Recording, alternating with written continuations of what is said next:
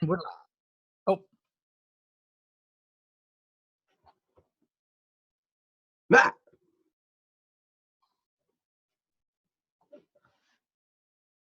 oh, Did you hit welcome. I'm like, did you hit the button?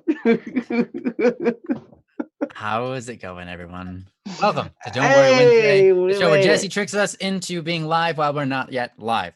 So that's the game of the day. And all right, what do you guys think? I don't know. I don't get to spar people physically anymore Oh, yeah, that's right. because we're all distancing. Have you considered Socially investing distanced. into a wooden training dummy? I have a heavy bag in the Oh, other cool. room over there Hmm. that I can pound Very on. It's just surrounded by a bunch of stuff, so I don't have room. Fair enough. Yeah, you don't have room to do that. But yeah. So anyway, whatever. Yeah. It's neither here nor there. Welcome, everybody. It's awesome to see all of you guys in the chat. Yeah, wow, look at all you guys. It's so amazing. cool. I didn't expect to see this many people before we even started. You guys are awesome. You guys are on time. We are a little bit late, and so we apologize for that. Jesse had some technical issues to work through. I think you got it fixed up. Is that right? Is your chat working now, Jesse? He did the peace sign. Oh, cool. Awesome. Yes. And he said yes. All right. You know, I can hear you if you talk. Whatever. So, anyways, we appreciate. Oh, not if you're muted. Fine, whatever, dude. All right. Just don't be muted, Jesse. Don't be muted. What's your? Why would you ever do that?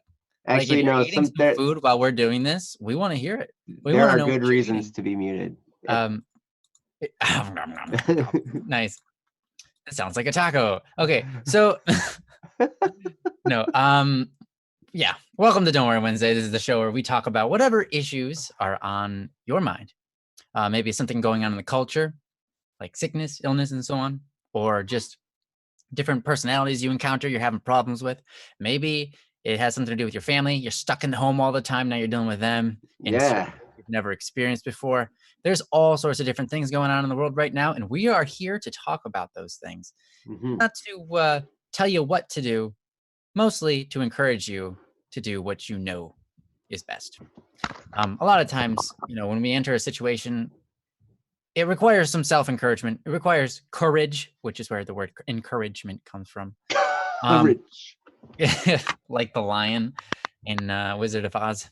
Yes.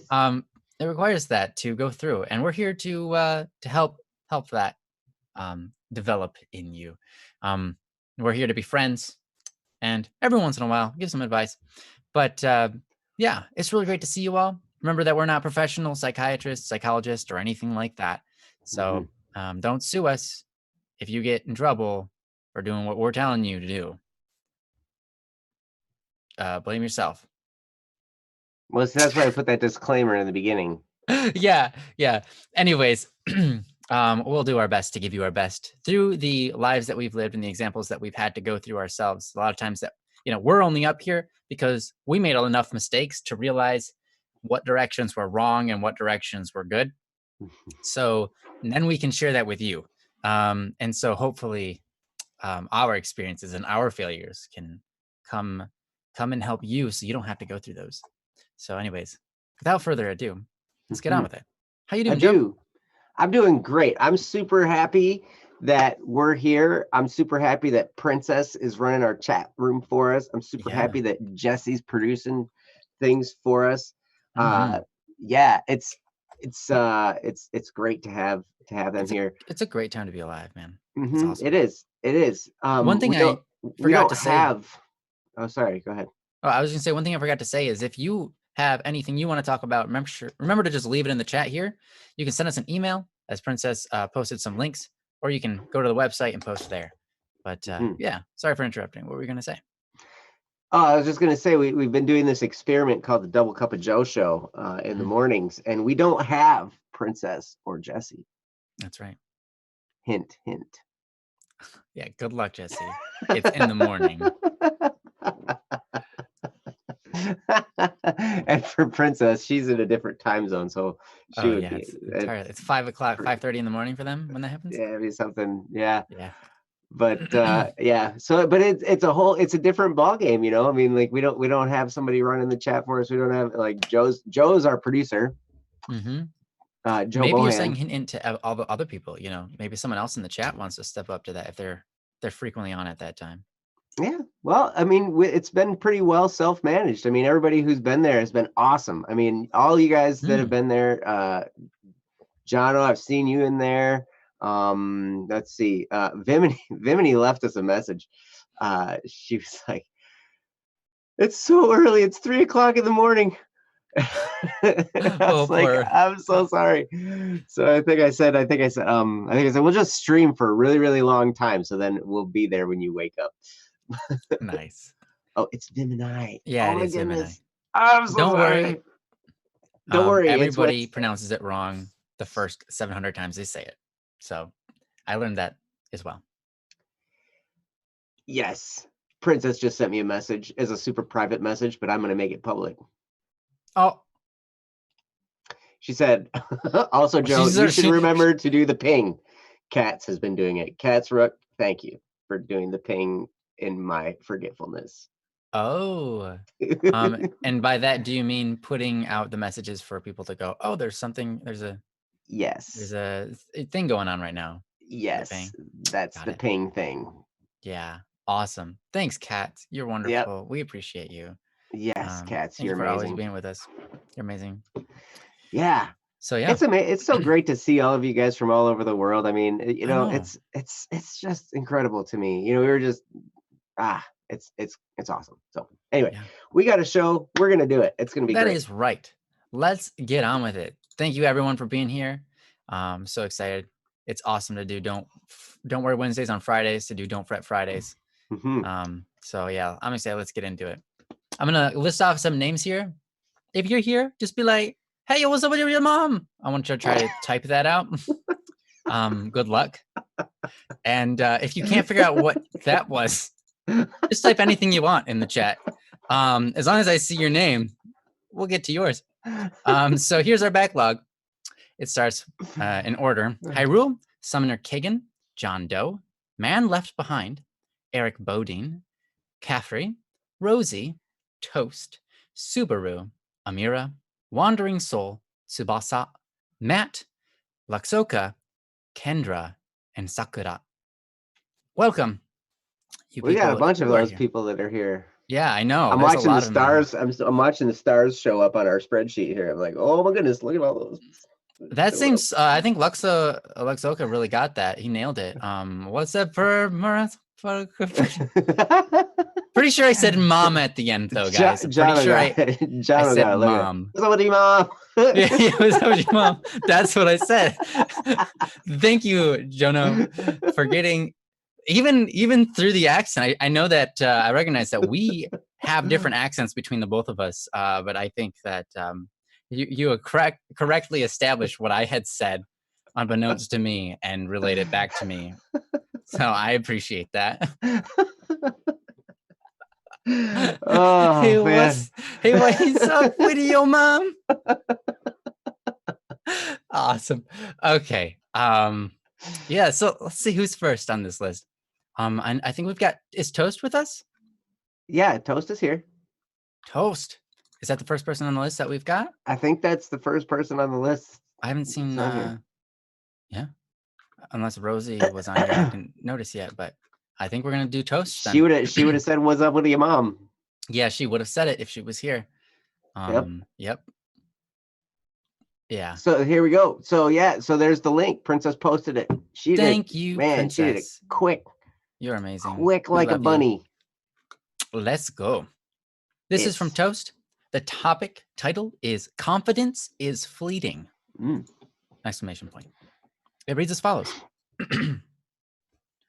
I've been thinking, and it's been on my mind a lot recently. Sometimes I feel no matter how hard I try, I'll never have the confidence or true motivation to accomplish all that I want to do in life. I want to make music, but I can't play any instrument. I've tried piano and can only play parts if for Elise. And I also want to learn how to sing, but I'm too scared to try. What do I do? Do you have any advice for me? Thank you. And that was Hmm. from Toast. Toast, thank you for posting. Thanks for putting your, yourself out for everyone to kind of experience. And you know, sometimes it can be scary to post your own shortcomings or things that you're dealing with, your issues. And so first of all, I want to say you've already shown courage. You said courage is fleeting, and that is true. But I'm glad to see that you've had the courage, doing what a lot of people can't even do to start with, and that is posting their issues. So I commend you in that. That's awesome. You say you want to make music. You don't play any instruments and you don't sing, and you're trying to figure out how to, get the courage to do that. Also, how do I keep my motivation up? Like as soon as you're like, okay, I'm going to finally do this, I'm going to start. And then, a few days later, maybe it'll just be gone. Your courage to do it will be gone. So these are really, I think, common issues that people face. Just as you said, courage is fleeting. And I think that's true for pretty much everybody. So with that, I'm going to get over to someone who I think shows a lot of courage and has shown me a lot of courage in a lot of things in life. And that is Joe here. So, Wow. Well, I appreciate the sentiment, Ryan. I just try and keep living. But Toast, I totally understand where you're at. I understand the feeling of not having confidence to do something or the motivation to do something. I understand all that. Also, for making music, the interesting thing about the time we live right now, playing an instrument is really not necessary at all to making music. that is true. If you have a computer and the right software, you can make music as long as you have an idea of what you want to hear. And then you try enough stuff to make what you want to hear. So if you can pay attention to details, and even you don't even need to start with that. You just have to start with loving music. If you love it and you can put it in and you just love listening to it, then you can just start experimenting with all the different sound effects that are in some of these programs, and you can do stuff. Ryan, I'm sure, will have some tremendous insight when it comes to piano and singing. I mean, this gentleman is self-taught. And both of those. Yeah. Yep. Self-taught in both. And he just started. Because here's the thing, there's this great book called Talent is Overrated. I don't even remember who it's by. Because we always think, oh, this guy is such a great musician. He must be so talented. And sometimes there's talent there, yeah. But talent doesn't determine whether or not you're going to be good. Like if you're a talented musician, that does not tell anybody if you're going to be a successful musician. Absolutely. Most of the people who are successful musicians didn't really have all that much talent, but they just worked at it. And you'll find it's the same in any field, whether it's music or writing or art or anything like that. You will find that the talent was secondary. What was primary was the fact that they just started doing it, and they did it and they did it and they did it over and over again. They did it by themselves, like they just would spend a lot of their time doing that thing that they wanted to do. And most of the time it was in private, so they didn't have to, it wasn't like they were trying to be impressive, or they didn't have to be scared, they didn't have to be afraid. A lot of times it was because they were afraid of other people and what other people might think. They would kind of retreat into their own private area and work on this stuff and work on it and work on it and work on it and work on it. And then all of a sudden, it seems like out of nowhere comes this grand ability And the world just thinks, oh my goodness, they're like an overnight success, whatever. But the hours and the hours and the hours of when they were scared of what other people might think, so they were by themselves, just doing what they wanted to, just doing the thing that they were pursuing, just doing it and continuing and getting better and better and better at it. That's what makes the difference. And so really, if you want to do music, you can. Whether just because you can't play an instrument right now, that doesn't mean you can't in a year from now. Mm-hmm. I never did graphic design before, but then they plopped a book project in my lap. And I had to do did an that. awesome job. And I slapped it together the best I could. It's going to be rank amateur hour, but I tell you, Mm-hmm. you know, but that's how things work. I mean, you look at Ryan right now, where he is, and the music of Static P, and every song gets better and better and better. And there's a reason for that. And it's been that way since I first heard his music like 12 years ago, sitting in my car. And we're sitting in my car together, and it's snowing crazy outside. And he had this CD of stuff that he had worked on.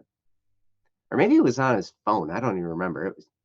I think it was on a little tiny MP3 player. MP3 player, yes. Yeah. Plugged it into the stereo. That's right. Mm-hmm. Yep. And so he played this stuff for me. And I was just blown away. Not because it was this outstandingly highly polished quality, but because I'd been doing music long enough to know that he understood songwriting, and he understood instrument arrangement. He understood a lot of things just because he had done it over and over and over again, and he had gotten to that point. And I was like, oh my goodness, there is something here that can be outstanding. And then every song he's created since then has just it's blown my mind. Like, I'm his biggest fan. I know you guys think that you're his biggest fan, but you're not. Oh, yes. I'm even a bigger fan than his mom. What's up with your mom? She's pretty ecstatic about, but you're probably right.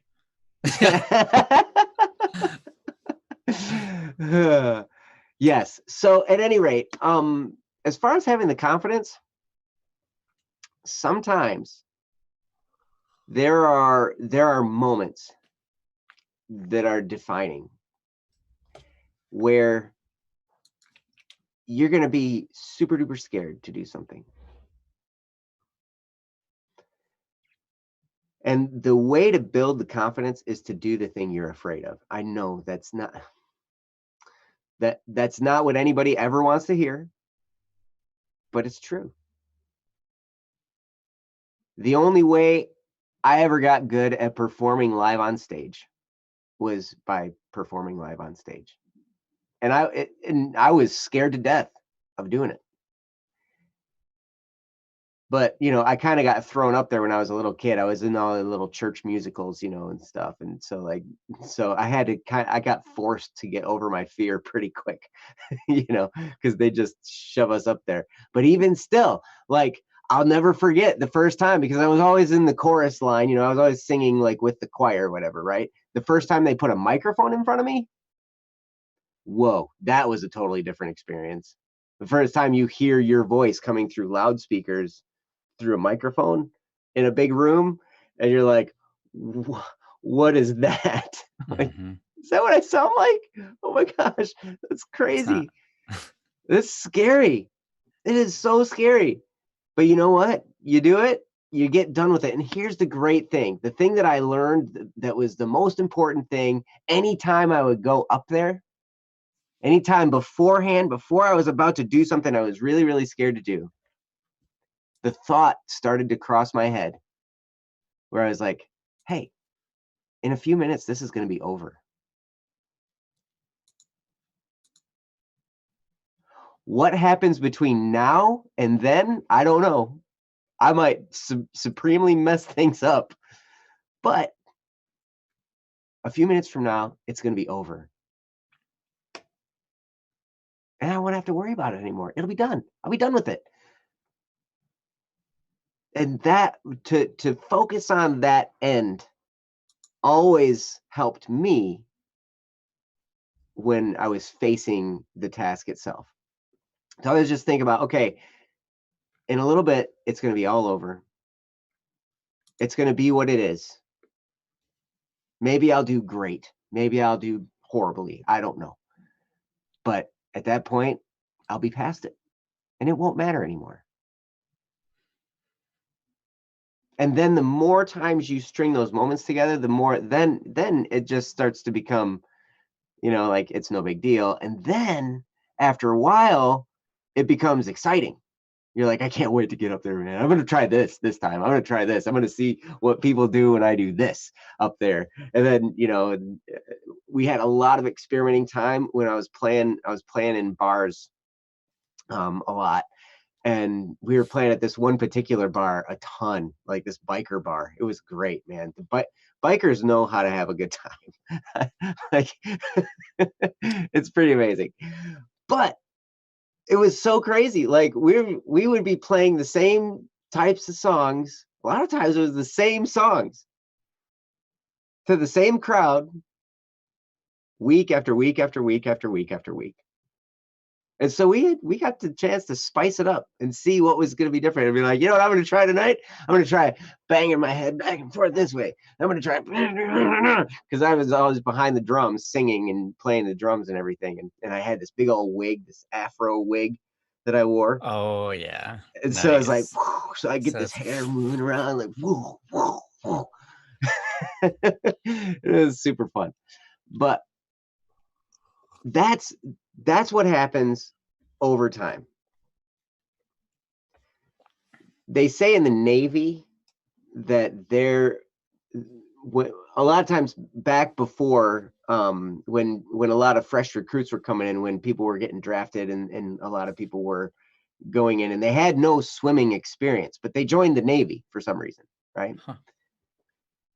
And they said one of the most difficult things was to get these grown men, macho grown men, to jump off like a 6-foot platform into 10 feet of water with lifeguards and people that were strong swimmers all around. They weren't going to drown. Somebody, if they were flailing around, somebody was going to save them. But all they had to do was jump in the water. And there were people that could not do it. They could not bring themselves to do it. And then after somebody stood up there long enough, freaking out about it, somebody would just shove them off the platform into the water. And you know what happened as soon as they got done with that experience? Their fear of it was gone. Then they could go up there and jump off again and again and again. The fear had been conquered because they did it one time. And so confidence, unfortunately, the only way out is through. So you just do it. The thing you're scared of doing, you do it. And you do it that first time, it's really scary. And then the second time, it's not so bad. Third time, it's starting to get a little bit fun. Fourth time, maybe it's a little bit more exhilarating. And then you start to create this habit. And what you start to learn is it's not necessarily the thing that you're doing you love, but it's the feeling that you're conquering yourself, that you're winning over your own fears. That feeling becomes, at least for me, that was the feeling that became so tremendous, because I was like, I'm scared to do this, and I did it anyway. And that feeling right there was the most exciting part. So I've talked for a long time. I'm going to turn it over to Ryan now because, he knows as far as the details about learning to play an instrument, learning how to sing, all that. And then really, he seems like he's pretty cool as a cucumber, you know, like, hey man, pretty laid back guy, whatever. But the motivation this young man has, when BSS was standing still and he just started putting projects together and started creating and started doing all this stuff. I mean, that to me is motivation that comes from deep down inside, because he wanted something to happen and he made it happen. It was incredible. So he's the best person to listen to on this stuff. Wow, I appreciate you saying that, but I'll do my best to live up to that. I don't know. Thanks, Joe. Thanks for everything you said. I think that, obviously, of course, I agree with you. I think that was very well said. And yeah, generally scorched toast. By the way, I love your name. I wanted to kind of read this comment that you just put out, because it's exactly what I want to talk about. You said, I'm willing to try harder if it means being able to inspire others. If I can help others, that will make me a happy boy. Confidence is fleeting, but I don't want to flee. And I think that remark is absolutely beautiful. So here's the thing. If you, like, for myself, when it comes to confidence, there are multiple things that get me through. When I have a fear of something, there are multiple different things that make me confident. All right. The first one is this. When I am confronted with anything, right, as long as I've got the big picture in check, it instills me with the confidence to get through it. And so what I mean is, like, let's take your example, right? I'm at my house, right? And there's other people walking around upstairs or whatever, and I have a part to sing for a song. On the first hand, I don't want to sing that part because other noises will get into the mix, right? And the second part is, I know that my singing is going to be loud and I'm going to bother them. And the third part is, I know I'm going to have to sing this part over and over and over, and I might sound like a fool at times. Sometimes my voice is going to crack. Sometimes they're going to be like, you're like, are you sure this is your career? Like, so you sound so much better after it's polished. And yeah, you sound so much better when the song's, yeah. So take the perfect parts. You're welcome. So, right. So I've got a couple of barriers to go through, right? But here's the thing. I know that unless I sing, I cannot move forward. I cannot finish the song unless I just go for it. And the longer I wait for that moment where everybody's gone, the longer it takes to just finish the song, right? There's a lot of people out there that are waiting for that song. But more importantly, the song has a value, right? The song has a value because it affects people. It changes the way people think. It inspires them. It moves culture to a better standing. And as long as I know that, it allows me to drive forward. So basically what I'm getting at is, you have this concept of what is good. And I know, and I have trust and I have faith, and I just know for a fact, as long as I choose what is good, life will be good. The more I run away from good, the less life will be good. The less good I will give to others. The less good I can receive. So if I understand that, and I look at my situation, anytime I see there's a specific spot where I'm afraid, I go to that and I say, but what is best? What is good? What's good for me to do here? And if it shows like, okay, this is the good thing, then I will just take it, even though I know it will be difficult, even though I know that doing that action might cause myself pain. But I understand also that pain is worth it. And that pain becomes a lesson in itself. That pain helps me grow. Just like when you exercise, you experience pain, right? So if you're afraid to sing because you're worried about what other people might think, that's a type of pain. That's a type of suffering, right? Instead, you know in your heart of hearts that the right thing to do is just sing.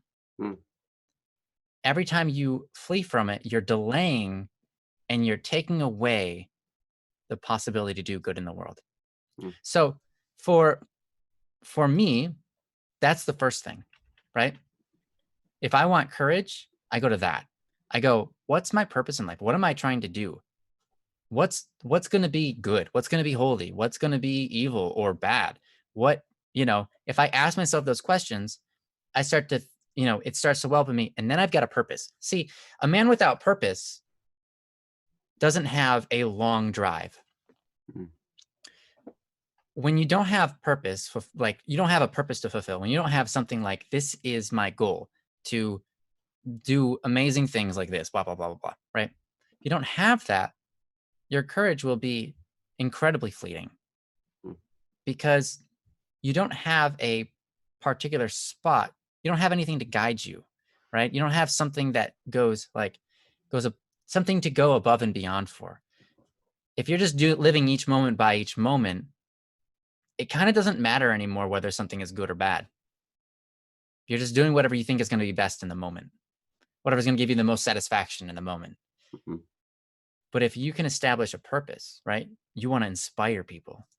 You want to change people's lives.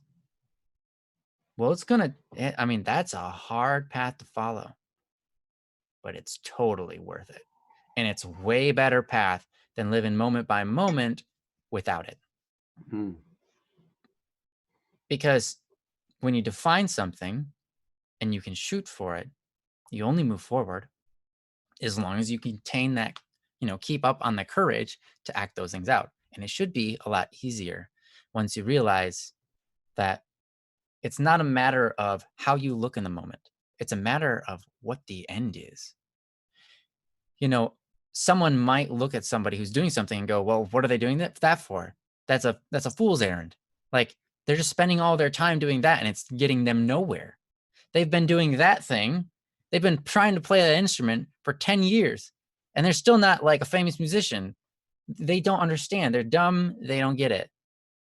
And then the musician, the 11th year in, all of a sudden becomes famous. And everybody that said that about them, they're like, yeah, I knew he would make it. I saw how much time he put in. Yeah, it was obvious. It was only just a matter of time. I mean, yeah.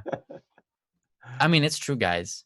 You think I'm just making that up? No, it happens. That's putting it very nicely, because a lot of times the people that see that, they're like, oh, you're so lucky. Yeah, no, that's true. They wow, you're so lucky. It's like, did you not see the amount of hours I put into that?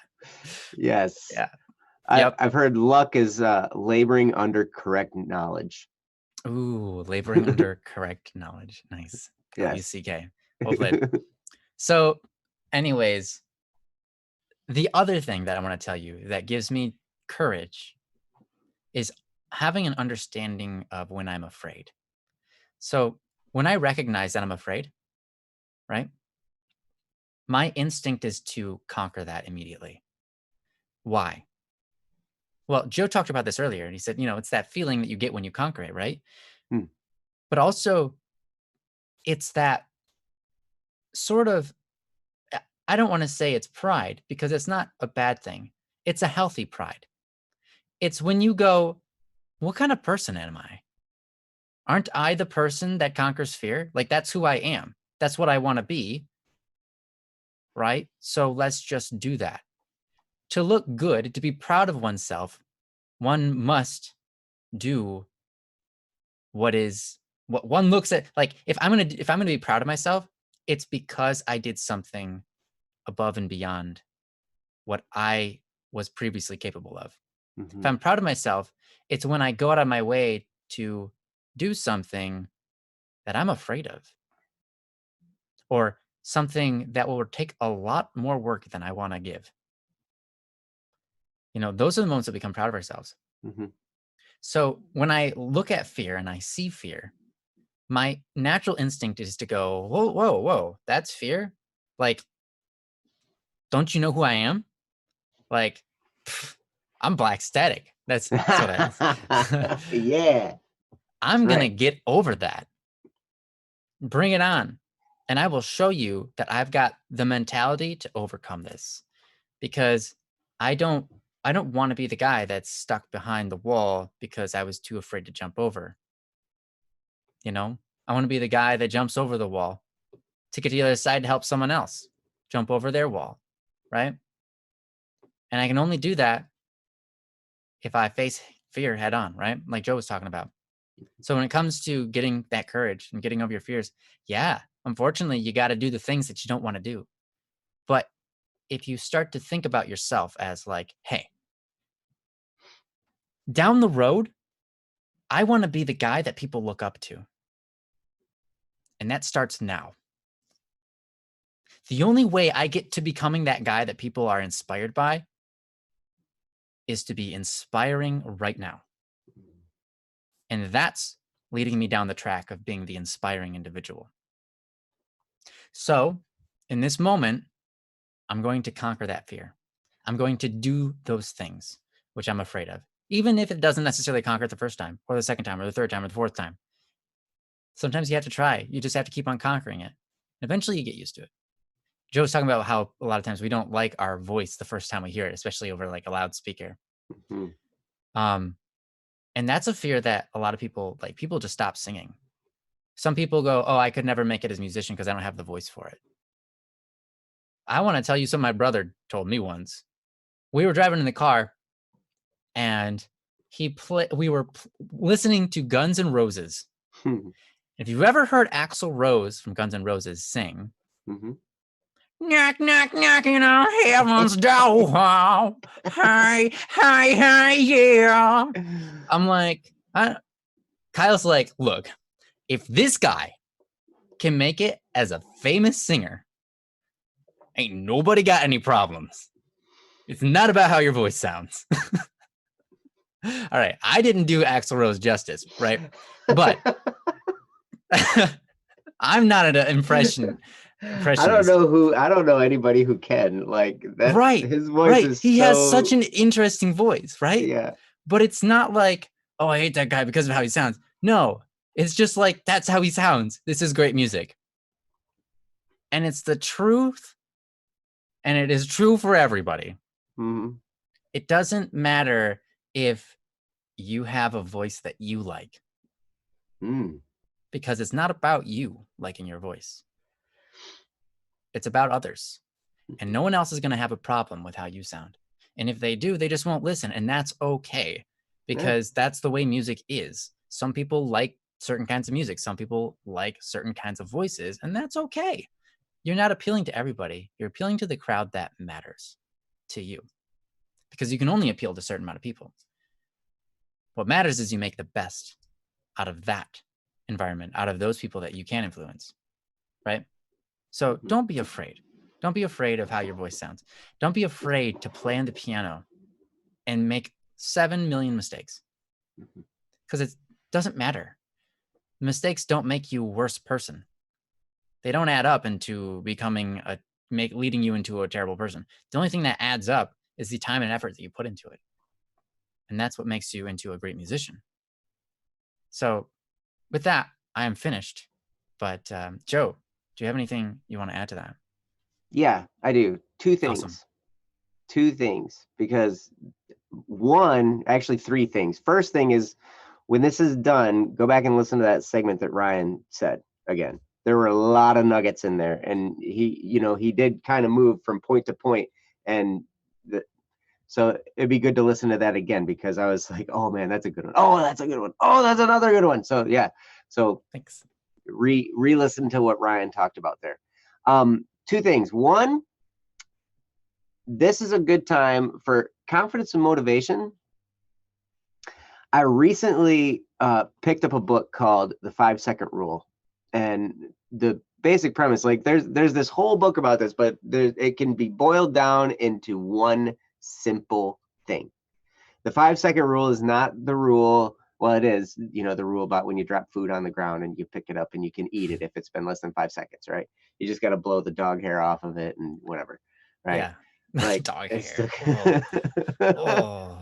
Yeah. Look, I did mention this, didn't I? Yeah. I do. I stream so often. I don't know what shows I said what.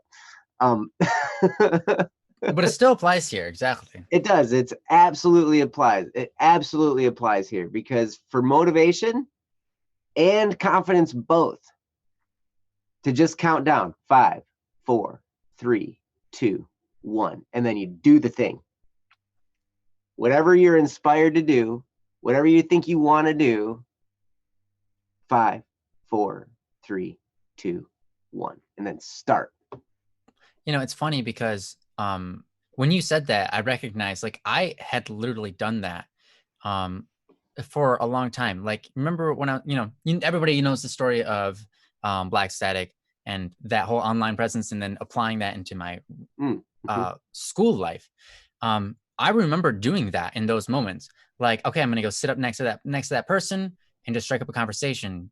And I was like, I've got to do it. Don't you know who I am? I'm Black Static. All right, let's do it. All right. I'm gonna do it when I get to 1, 5, 4, 3, 2, 1, and I would just start walking. I'd be like, I'm walking. Why am I walking? Well, okay, let's go. Yeah. All right. Yeah. Before you know it, I'm sitting you're down on next your to the way. person. You're like, holy crap! What am I gonna say? Hey, I like your shoes. Oh my gosh, what do they say? And I honestly mean that. I really do. I think they're amazing. Like, those are really cool. Where'd you get them? What the heck am I doing? You know? But it works out. It works. It really does. So. Yep. And the key to that thought process is it's not the result that where your victory doesn't lie in the result. Your victory lies in the fact that you got yourself to move. Right. That's where the win is. Right. Because even if that person, like I said, if they were like, yeah, get away from me, you're weird, I would have been like, I don't care. I just did the incredible thing of actually walking up and talking to you. So deal with that. See you later. I wouldn't say that to them, but that's what I would think, right? Yeah, right. And then you just, well, I guess that's done with. Okay, cool. But I did it. And it's weird because you walk away, you might feel a little dejected because of the result, but you're like, wait a second, I just got myself to do something that I was scared to do. This is amazing. And you know what? I do the 5-second rule to turn off the shower water. Oh, because I love having hot water. Oh, yeah. Just, it feels so good. It feels, it's wonderful. And I could stand in there forever. I'm just thinking about it right now. I'm like, this is awesome. But I had to count down, and then I'm like, okay, I'm turning it off. 5, 4, 3, 2, 1. And I shut it off. Yep. And then time to get on with my day. And it's weird because the countdown distracts you from the thing that you got to do. And so it's the weirdest thing. It's like playing this little mental trick on yourself. Yeah. It's really cool. Yeah. But yeah, that, and I just wanted to reiterate the importance of maintaining what you're shooting towards. Always remember what it is you're shooting for. And always remember that every step is part of the journey. Even when you have gotten massive success. Because if you start doing this and you start going down this path and you continue and you persevere, you will be successful. You will hit levels of massive success. If you continue to have your mind open and learn and continue to pursue it, you will reach a point at some time when you're like, oh my gosh, wow, I can't believe I'm actually here. I remember that happening to me when I remember being a little kid and watching a drummer on stage at some concert and being like, I want to do that. There's lights and they're back there and they look like they're having so much fun and they're making all this noise, man. It's so cool. It makes sense. It's so fun. And then I remember getting to a point where I was that person on stage and there were lights and there were different colored lights shining at different times, for different moods. There were different, effects. There was smoke, effects and stuff. And I'm like, I'm here. And I remembered being that little kid and looking up there and being like, I want to do that. And then I remember being there and like, I'm doing that. And the temptation is to think, oh, I made it. But in reality, it's just another step on your journey.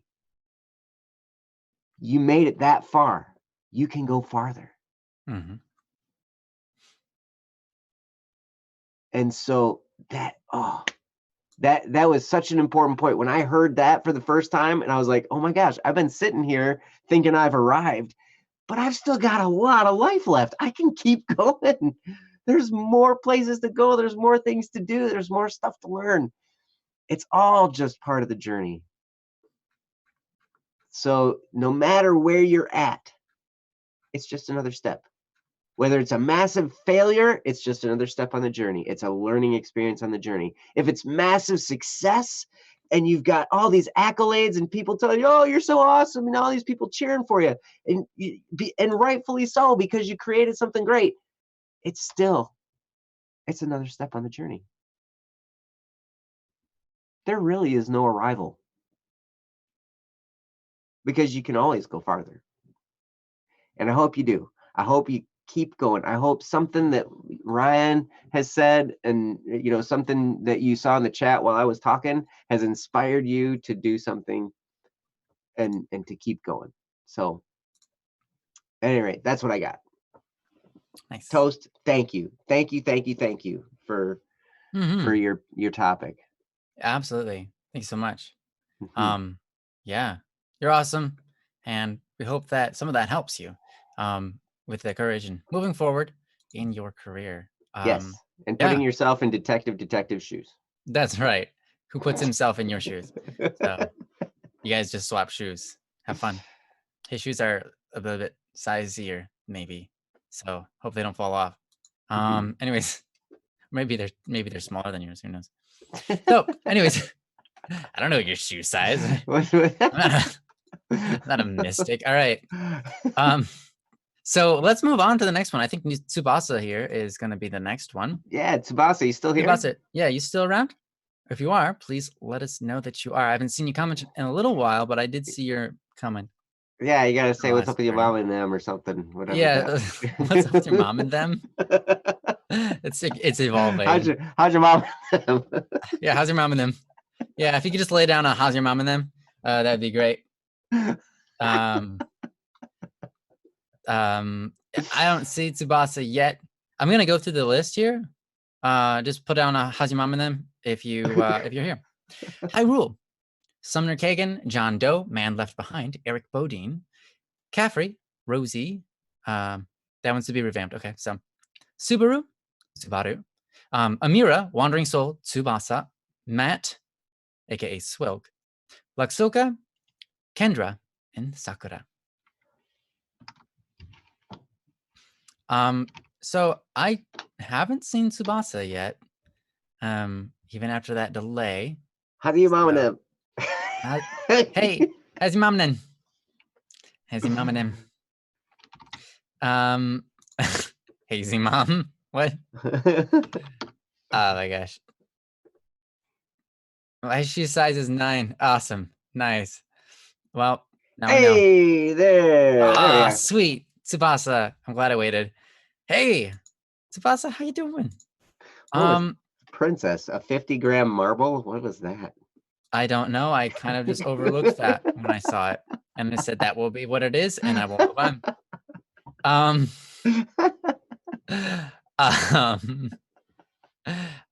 There's the link. Princess put it in there. Yeah. Look at that. Woo. Welcome to Don't Worry Wednesday, the show where I was a 50-gram marble and a Hazy Mom and them.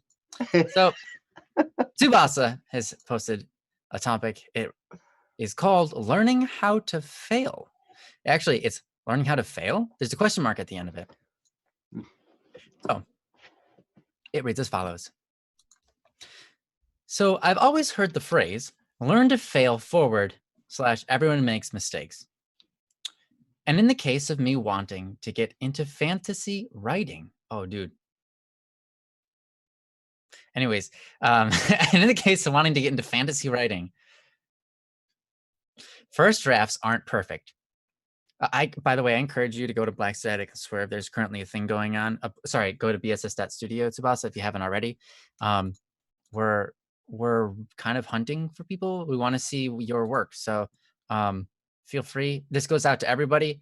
Feel free to go to Black Static and Swerve's website, which is bss.studio. That one. There's a place in there. Look for Joe, slightly above average Joe, or the Count, and his previous message saying like help wanted. And read through that brief little description there and make a new topic talking about or basically make a new topic, sharing a story or sharing your talents. That'd be awesome. There we go. Princess posted the link to that too. Awesome. Thank you, Princess. All right, on with the show. So I've always heard the phrase learn to fail forward / everyone makes mistakes. And in the case of me wanting to get into fantasy writing, first drafts aren't perfect. The only problem is that I've been the type to do things in one go and expect them to be perfect no matter what. This has led me to having writer's block and not being confident in my writing skills anymore. And I really want to get back into it, since I love imagining scenarios and what ifs. How would I learn to fail forward or to be gentler with myself when it comes to mistakes? I should add that I'm sort of a literal person, so it's hard to wrap my head around just the vague concept of just do the thing. I need concrete steps or guidelines other than just do the thing. That was from Tsubasa. Thank you so much. Tsubasa, this is a great topic here. It is. I like that you also, what you said at the end here, you need concrete steps and guidelines other than just do the thing. Totally understand that. I think that's up a lot of people's alleys with that remark. So much here to talk about, and I'm really happy that you made this post. So there is. Let's move forward with this. Joe, what kind of things are on your mind about this? I also am a perfectionist. I like to have things done the first shot and have it be good and everything like that, and have it be perfect and everything. And the interesting thing is I can always find something wrong with something that I've done, which is probably why there is so little produced by me and released. Part of it is that the time issue, because I'm very extremely busy a lot. I've got 2 kids, they're private school and taekwondo, and like it's crazy, and and we've got all the other stuff going on, and but as Ryan well knows, because he's been with me through most of this journey here, anytime I record something, I'm always tweaking it. I'm always fixing it. I'm always just fixing it, and then I listen to it and I'm not happy with it, and then I fix it some more, and then I'm not happy with it, and then I fix it some more, and I'm not happy with it, and I fix it some more, and I'm not happy with it, and it goes on for months, or in the case of Grow, years. Yeah. Years. I wrote and recorded Grow, which I don't know, maybe if you guys want to listen to it, somebody can put it in the chat. I actually didn't work on it for years. I wrote it and I recorded it. And you showed it to me, and I was like, dude, this is awesome. This needs to it's done. But it wasn't. I didn't have the vocals. I didn't have the vocals recorded yet. I had vocals pretty well written, but they weren't quite done yet. But all the instruments had been done. They were done in 2011. Wrote and recorded and everything, which is so, and it just sat there for years. And I'd pick it up and I'd work on it a little bit more, and whatever, and then. But that instrumental was there, the instrumental that you hear on the Twitch streams once in a while. Is that still on rotation in the Twitch streams? The instrumental version of Grow? I think so, yeah. Okay. Yeah. Because sometimes, So, but you'll be able to hear it. If you go and watch Ryan and Jesse and Katz and Princess on Twitch, then you will hear the instrumental version of Grow. And that has been around since 2011. Another thing, in that, so the story within that story is I recorded the drum track, the drum set part. I played it. First take, I was like, all right, that's all right, but there's some stuff I wasn't all that happy with. So I did another take. Nope, not good enough. I did another take. It wasn't good enough either. Did another take, got halfway through it, and I was like, dang it, screwed up. Stop. Go back to the beginning. Start again. I did take after take after take. It was more than 20 takes that I did. And almost every time you played the entire song, so that's like 4 minutes of. Yeah. So that's 20 times 4. Yeah. It's a long time. Yeah. So here's the interesting part. I think it was like 23 or 28. It was something like that. It had like Kirby. Yeah. And yeah, every time you have to stand up, go to it and listen to it, and then like sit back down. Yeah. Do it again. That was a day. And in the middle, in between, it was times of, being frustrated and getting up and going away and getting something to eat or getting something to drink and coming back and sitting down and doing it again and again and again and again. Took the whole day from morning to evening recording drum takes. And the one that's on there is take 1. Yeah. That's the one I went with. Amazing. After all that, it was nuts.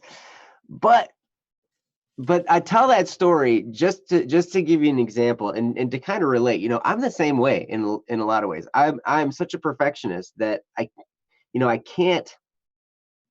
I always want it to be just right before I'm going to put it out there. And so I know what you feel like.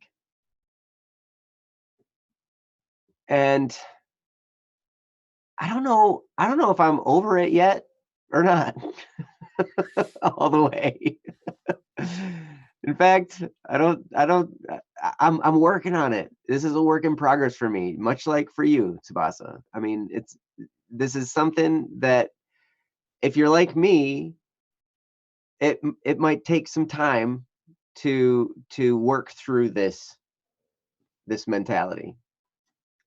I got a long ways on some of the Kickstarter product that we're putting together, particularly the book that was my part of the Kickstarter.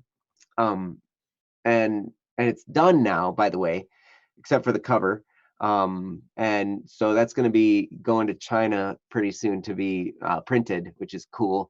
But I think as chapters went on, I got faster and faster at just putting stuff in place, and it's good enough. Putting stuff in place, it's good enough. If you're a person that responds to grades, Jeff Mosier, who's on staff here at BSS, he is an audio engineer for an internet radio station, basically internet radio podcasting, blogging, business related stuff, right? It's basically a business media company, right? And he does a lot of editing for that. And his the CEO there, or the president of the company, whatever, he said to Jeff, because he noticed Jeff is like this too. He wants everything just perfect, everything just exactly perfect, right? And I think that's why him and I related so much to each other, because honestly, we have that same mentality. But what he said, what the president of this company said to him when he was starting to put all this stuff together, he's like, okay, let me tell you something. I want a B+ on these. Just give me a B+. Don't give me an A, because that'll take too long. But don't give me a C, because that's just average. I want it a little bit above average, but don't spend so much time on it. You need to make it perfect. Just make it a B+. And if, I guess what would that be in numerical grading? 2.5 or something? Yeah. Between 2.5 and a 3 point, something like that. No. It'd be 1.5. Huh? B+? Am I wrong? B+ is higher than Okay, 3.0 is a B. Oh wait, does it go Princess up? says. I don't know the scaling. I thought that the 4 lower the point, 4 number was point is the better. highest. Oh, 4 point that is kind of numbers. highest. I thought you were talking about elementary school where they give you 1 for an A, they give you a 2 for a B. Okay. Yeah. My bad. You're not talking about elementary number scaling. You're talking about actual. Okay. Yeah. So high B would be a 6. Yeah. So a B would be like 3/4 of the way up the scale. So halfway between half and top, right? So like 3/4 of the way. And that's the grade that this guy told Jeff to give him. And maybe, like, I remember him telling me that, and it stuck in my brain, and I was like, you know what? I need to start thinking like that, because I'm such a perfectionist that it'll probably turn out okay if it's a B plus in my mind, right? So what that's done, and I kind of took that mentality as I was tackling the book. I was like, nope, it's not going to be perfect. There's going to be little things here and there. It's never going to be super good. And I mean, I think it turned out okay. But there just came a point where I was like, okay, it's got to just be done. We got to move on. We got to move past it. And the same thing can happen with your writing. I know you want it to be perfect, but you know what? Sometimes perfection interrupts the flow. I've noticed that for me a lot. Like if I'm so focused on it being perfect, what it does is it interrupts my creative energy flow. And then I'm not as able to just go. Ryan gave the example of Axl Rose. You can give the example of all kinds of different people on stage. And I also remember another guy coming up. I wanted to be, when I was frontman in a band, I was playing guitar and lead singer in a different band that I was in. And I remember we were playing this show, and it wasn't all that great of a show. It was an off night, and there weren't all that many people there. But there was a professional guy there he was a local professional, right? He wasn't like a world tour kind of guy, but he was local and he played a ton for years, right? And he was watching us. He's like, you guys are really good. I can tell that you really want to do a good job. And he's like, I want you to set that aside and put on a show.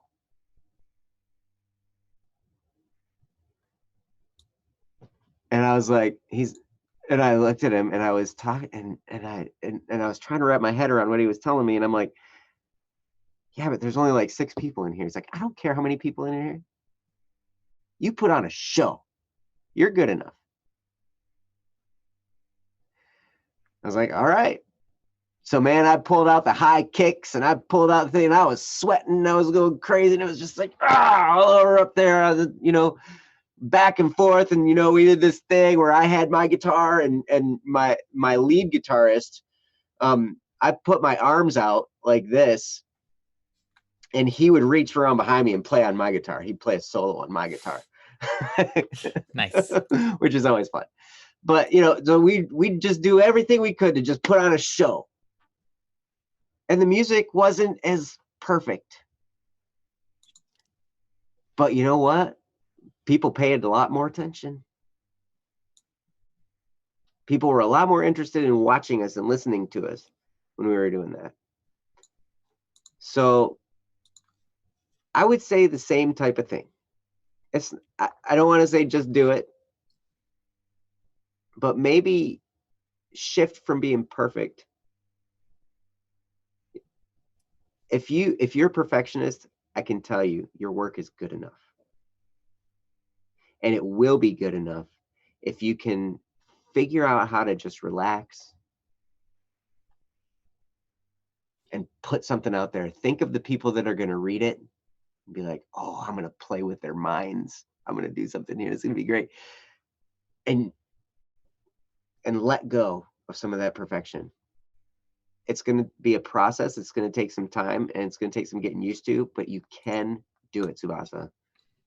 And with that, I'm turning it over to Ryan because I've already talked for plenty.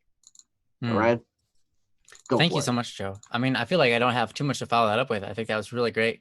And so, yeah, I'm going to do my best to give you my best, but I don't really have a whole lot to add on to that. So thanks. You asked yourself, how do I learn to fall forward? How do I learn to be more gentle when it comes to mistakes? I think this is something that a lot of us struggle with. I think the importance of that is severe. Like that is a really important thing to get good at. Failing forward or being more gentle with yourself when it comes to mistakes, right? Those are important things. So how do you do that? And sorry, this really distracted me. Little Miss, no, it's not a new chair. I set up a barrier around me with a blanket and a bunch of chairs. So I'm in a chair like this. It's hard to see, but because it keeps the heat in, I'm in the basement, so it's cold down here all the time. So I have this little space heater below me, and this keeps the heat in my area a lot better, so I don't have to have the heater on as much. So sorry. Anyways, so as you see, we're not perfect here. Even I get distracted, and it's okay. So when it comes to forgiving yourself, when it comes to being okay and being gentle on yourself when you make mistakes, I think there's a lot you need in order to get there, but once you do, it becomes easy. All right. So it's not hard. Once you get there, it becomes easy. But the hard part is getting there, right? So it's this. You need patience. Patience is the gateway virtue, I'm going to say, to so many other virtues. Patience. To accept that at any moment in time, everything's not all right, and that's all right.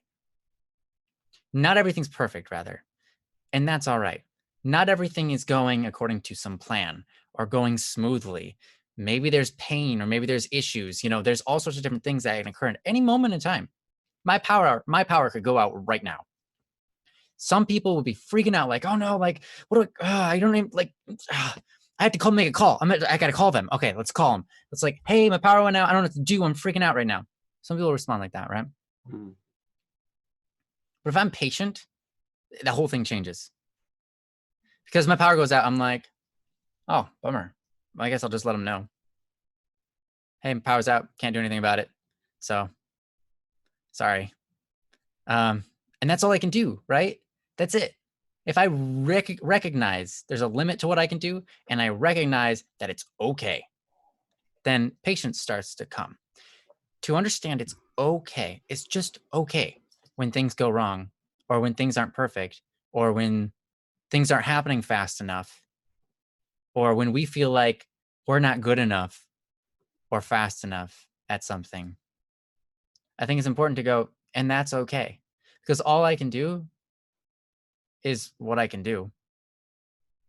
And I can either freak out and get upset, get frustrated, or whatever, or I can just be patient. And I'd rather be patient. Patience is a hard virtue.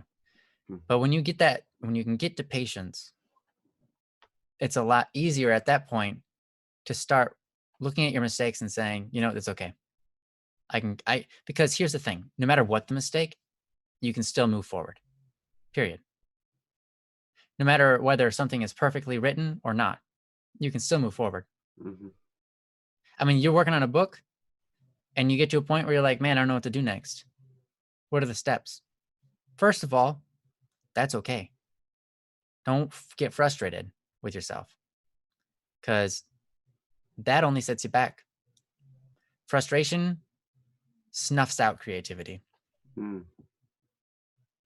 There's a such thing as urgency, inspiring creativity. Yes. But frustration starts to eat away at it. Because it turns your mind from a creative perspective to it changes your mind from a perspective of what can I do more? What can I add? to a new perspective of mind, and that is a really negative one. Instead of adding something positive to, like, positive to is to increase, right? In value, numerically, we talk about positive numbers, we're talking about increasing. We're talking about negative numbers, we're talking about decreasing. When you get frustrated, it becomes negative, a negative value. You start to go, okay, maybe I'll just, I don't know, this is too much for me. I'm just going to take away this, take away this, take away this. And then, or you start to be so frustrated where you can't focus or you can't move forward because all your brain is doing is running around in circles with something you can't solve, and you get nowhere. The counter to that frustration is to be positive. How do you do that? So now we're getting into you said, I need concrete steps and guidelines.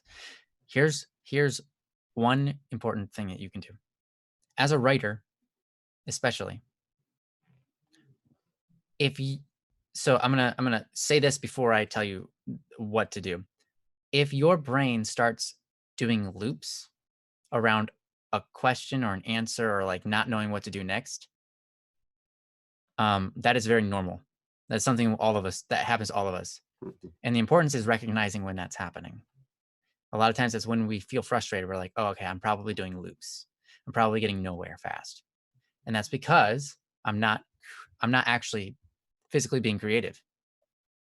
I need to actually be physically creative in order to move past this. So this is what you need to do. Start writing down your ideas. Don't write down the next part of the book. Obviously, that's the thing you said. I don't know what to do. I don't think just do the thing is not working for me, right? What should work, what can help, is writing down your ideas, writing down your thoughts. Just open up a spreadsheet if you like to type instead. Not spreadsheet, open up a text file if you like to type instead, or if you like to write on paper, write on paper. Either way, write down your thoughts and the existing ideas, the existing things that are in your head that you're trying to figure out what to do with, or where you would like to take the story. You might even write down, I don't know where to go from here. Here are some things I would like to invoke. I want to see character development. I don't know how to get there. This is the situation they're currently in. Okay. Now, so what you've done is you're putting something out into the world, and it's more creative, right? Even though it's not like I'm making something up new, you're just putting your thoughts down.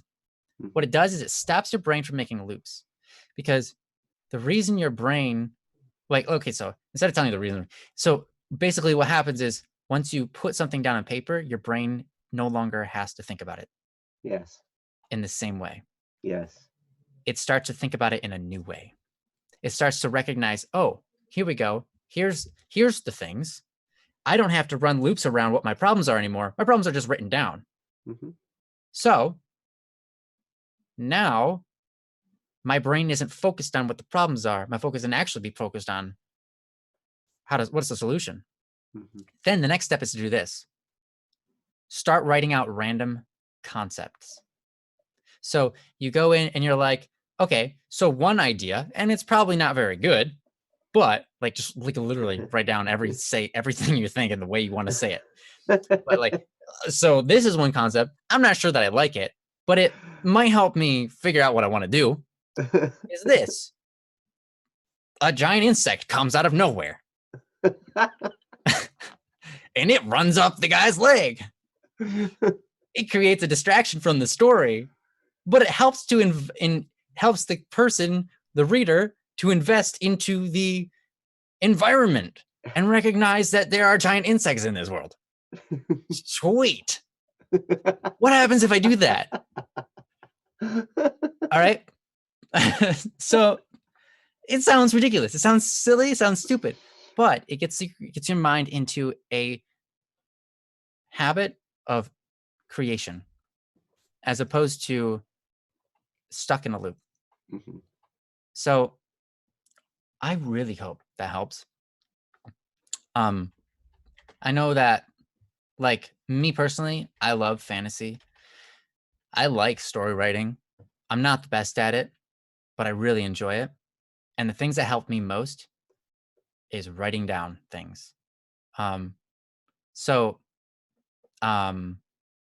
Another thing you can do Instead of writing out about the story, write about the environment, define it better.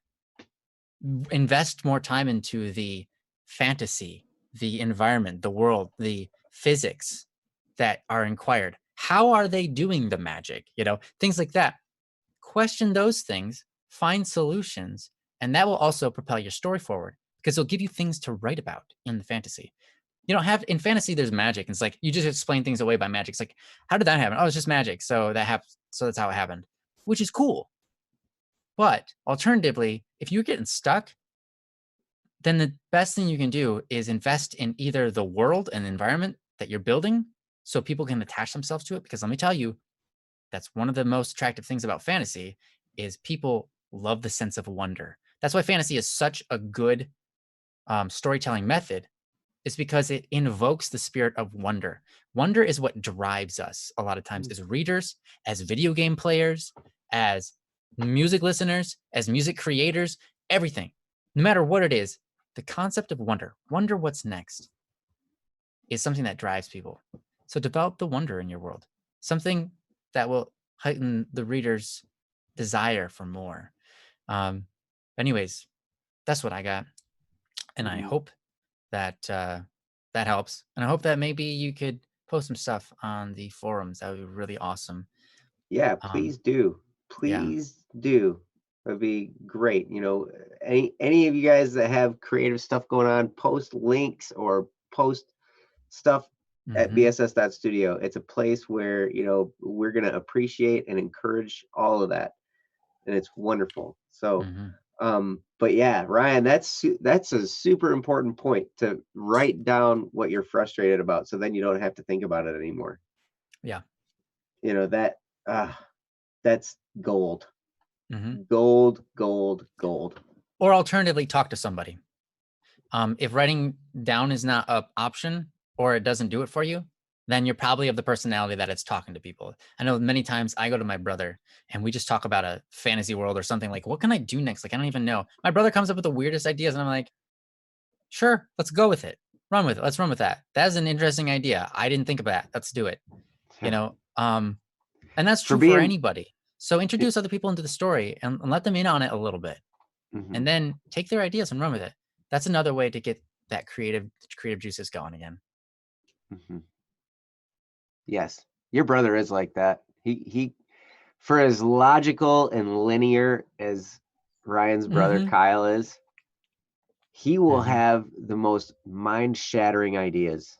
Oh yeah. I was talking to him today and he had one and I was just like, I can talk. I do all these shows and you've heard me. I can talk forever. Yeah, me too. Right? Yeah, it's great. But man, when he did that, I couldn't talk. My brain was just like, yeah. I'm like, what? Wow. I'll do that too. How would we do that? Amazing. Wow, that would be amazing if that was possible. I don't know if that's even possible. Is it possible? How would we set that up? It's got to be possible. Kyle will find out a way. He's genius on so many levels. Yes, absolutely. But if you know anybody like that, feel free to contact them. They'll give you some pretty interesting things. You might not want to run with them, but at least it's something. Yeah. Well, it'll get your mind. It'll relax your mind. It'll relax your mind for sure. Yep. And the fun thing is this: when you start telling this story to somebody, you're gonna start getting excited. They're gonna be like, "Yeah, and this happens, and this happens, and this happens." And I'm like, and you start to notice that you're getting excited about the story again because you're letting someone know the new and what you got planned, and it becomes exciting. So to do that for someone else, right, actually works backwards and does it for you. Right, it makes your mind start being more creative and giving you ideas. So, yeah, that's another solution to writer's block and things like that. Yeah. So, sorry for interrupting you. Did you have anything else you wanted to add? No, man. I love what she said. I loved your concrete things. I'm going to use it actually. I mean, not for story writing. Me too. But for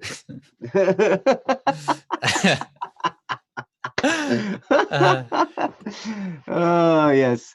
So anyway, thank you, Tsubasa. Mm-hmm. Sakura, you're saying that he's not here. He's physically tied up. So yeah, let him know we said thank you so much for the post. Mm-hmm. That was a Yeah. great Oh, so post. Tsubasa isn't here at the moment. Right. He's Sakura says he's tied up. Well, physically tied up. Like, Okay. Yeah. hopefully not with like ropes. Yeah, not like physically, literally tied up. Right. But yeah, But no, yeah, it's cool. Sakura, if you could tell them then when they come back, once we finish the show or whatever, to replay the sections that we just talked through, because I'm sure it will help them. Yep. Yeah. Cool. Awesome. You. Thank Tsubasa, you. you rock. I'm excited. I want to hear more. But yeah, let's move on. Yes. Let's do that. All right. Who's next? I'm going to give this list another run through. Who's next? While we figure out who's next. So we've got. I'm glad he's not literally tied up. That's good. Yeah. That's good. No, not literally. Oh, geez. So Hyrule, Sumner Kagan, John Doe, Man Left Behind, Eric Bodine, Caffrey, Rosie, Subaru, Amira, Wandering Soul, Matt, Luxoka. I think they left. Anyways, yeah. Kendra, Sakura, and Akil. Who do we have? It looks like we've got Sakura for sure. We've got Kendra. Oh, Kendra as well. Sakura, and we've got Akil. Yep. All three, and we may only have time for like one. Yep, we've got time for one, probably. So for sure. Let's do Kendra's. She's the first one here. Yes. On the list. Sorry to the other guys. Obviously, you know when you come back next time. On Monday. Yep, on Monday. Remember, we do this on Monday. That's not like I'm being reminded. Whatever. That's not like a normal thing that we've been doing for a long time. That's like literally we just started. It's on Monday, Wednesday, and Friday now. You can get into Don't Worry Wednesday and have a good time. Mm-hmm. So, yeah. We always have a good time. Yeah, you can feel free to have a good time along with us. Right. So, Kendra, and you might just come across a chat room that's talking about detective shoes and all kinds of craziness. Oh yeah, right. That's the way it goes. You guys are something else, man. I'll tell you. Amazing. I love reading the chat. You guys are awesome. Yep. This comes from Kendra. It's titled Art and Emotions. By the way, thank you, Princess, for posting that link. You're amazing. Yes. Art and Emotions. Thank you, Princess. It reads as follows. Recently, I've been doing a lot of art. Wait, that's recently? Like, hold on. Kendra, you're always doing a lot of art. It's awesome. So, anyways, recently I've been doing a lot of art. More than I usually would do. And I'm starting to get sick of it. Just a little bit. And getting sick of it just a little bit. And after painting for so long, my energy is just drained. My dad recently took the business off of businessmen because no one was wanting to buy it and only wanting to rent it. I think I read something wrong. Took the business off of Bisman? Yeah, business off of Bisman. Do you know what a Bisman is? Kendra, what is Bisman? It looks French. Bisman? Is it a place? It's a website. It's a website. Okay. Oh, okay. All right. So my dad recently took the business off of a website named Bisman, because no one was wanting to buy it and only wanting to rent it. So my parents have decided until I get my own place, I can use the car wash office as my studio. All we need to do is clean out the stuff from the garage sale. And I just have to help pay for electricity and water. Nice. That sounds like a good deal. I recently posted some of the art I have done here on the site. Some of it being from my senior capstone art and some of it being in my free time. I feel like part of the reason I am feeling so just blah is because of my room.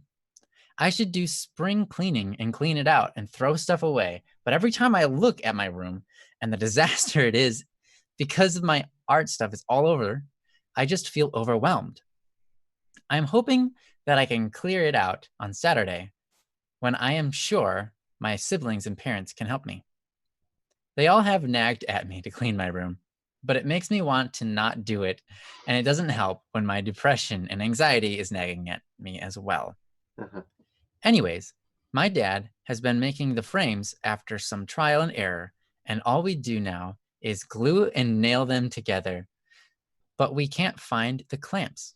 So we are on hold now.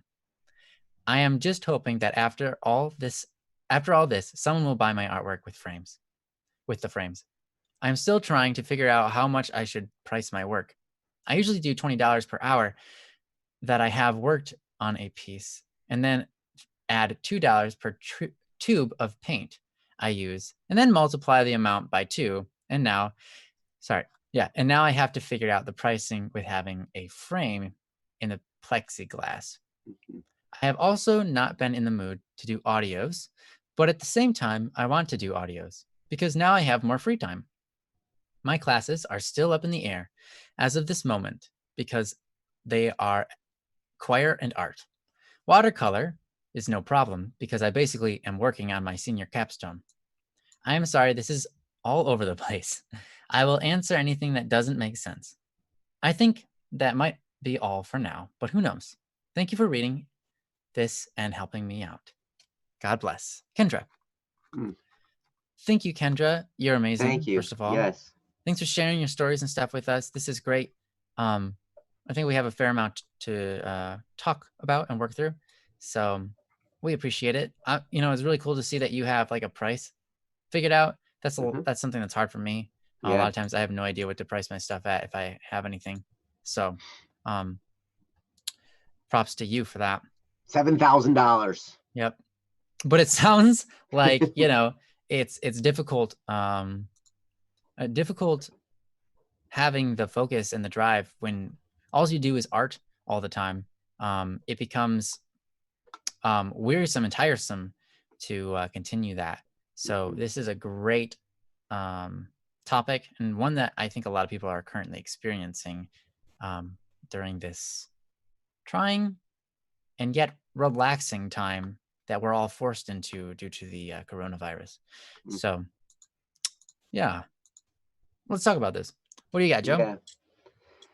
I definitely understand how you might feel overwhelmed, Kendra. It's wow. With all of this happening, I would feel anxious. I would feel overwhelmed. I would feel like, where do I even start? And so I can completely understand.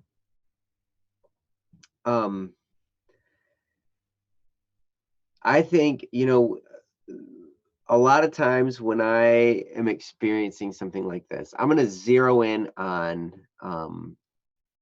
because you've pinpointed something important here in the post, and you said, I feel like part of the reason I'm feeling just so blah is because of my room. I should do some spring cleaning, clean it out, and throw stuff away.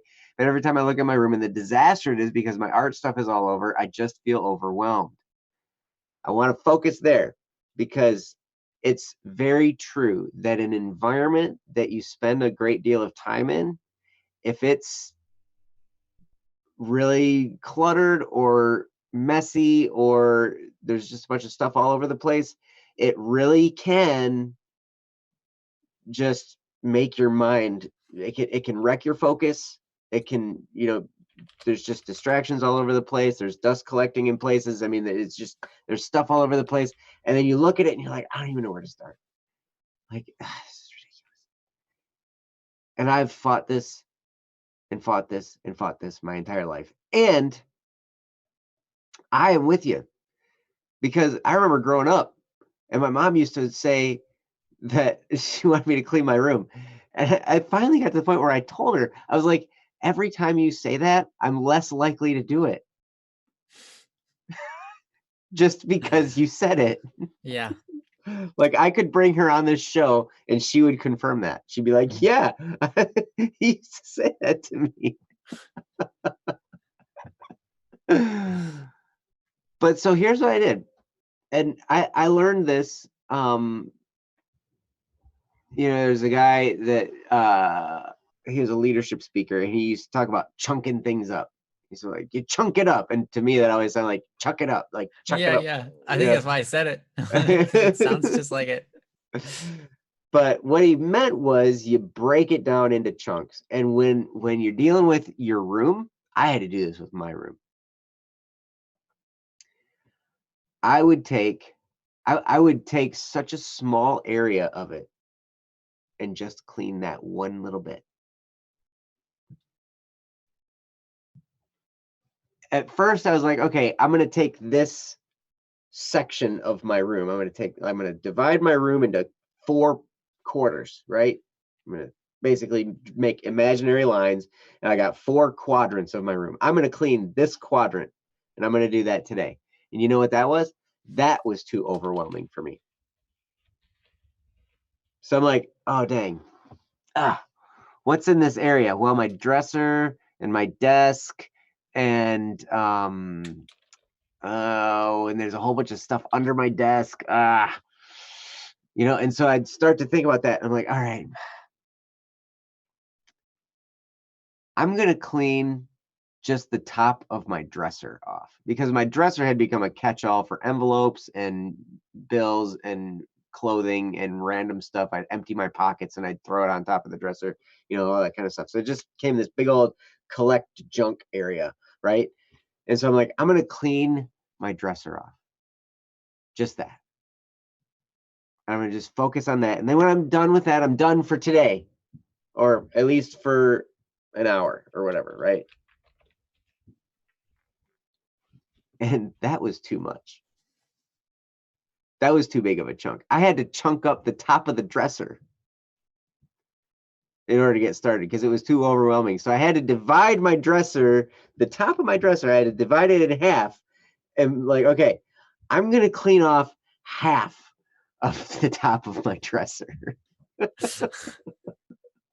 Nice. And you know what? I did it. That was the size that was acceptable to my brain, and I was able to do that. I'm like, okay, I cleaned off that, and I was like, but then I was confused because there was like an envelope that was hanging over the line where I had written. So I was like, oh. So then I just shoved that over on the other side. Just like, oh nope, my gosh, I'm done. I shoved it over. That's so funny. That's great, dude. So relatable. Yeah, but you know what? Here's what ended up happening as a result of figuring out that size of a chunk was the right size for me. I was able to do that little section that day. And then the next day I did the other half of the dresser. It wasn't that big of a deal. And then I moved over to my desk, and I was like, okay, my desk, it was the same type of concept. That was also a catch-all for junk. There's change, and there's stuff for my pockets, and there's sweaty headbands, and I've got a collection of hats because I'm bald, right? It's so like all this stuff, right? And I'm like, okay, I'm gonna do the same thing. Took half of it. And then that was good. I did that. And you know what? Later that day, I came back and did the other half of the desk. So I did the whole desk in one day. And you know what's crazy? It took about a week, but it ended up being cleaned up because I took it in one little section at a time. And, after that, my brain was a lot more clear. I had a lot more room. I could like walk around in there. And I wasn't looking at a bunch of crap all over the place. It was just, I could breathe a little bit easier. And it was just a one little step to helping the overwhelm. I do that here at my desk. This is where I do the majority of my work, right? For BSS and for my inspections business. I'm here at my desk, and I have stuff all over the place. And it's like, okay, every once in a while, I just need to be like, I need to clear off my desk. And you know what I'll do? Instead of taking it in sections, I'll categorize items. I'll be like, okay, anything that's a dish, because I eat here while I'm working too, right? Anything that's a dish, I'm cleaning that stuff. Getting rid of all the dishes. Okay, got rid of all the dishes. All right. Anything that's scrap paper, I'm getting rid of all that. Okay, and so then that's gone. And so, but what the point is that I'm dividing it up into small, manageable pieces, and that's how I have to do this stuff. I have to take it one tiny little step at a time, and then from there, then I can actually accomplish things. I did that with the book. I'm gonna do. There were times when it's so frustrating. I'm gonna do one page. And be like, nope, I can't just do one. I got to do less than one page. I'm going to do just the background for one page. Okay. Yes, I can do that. And that might take me 2 days.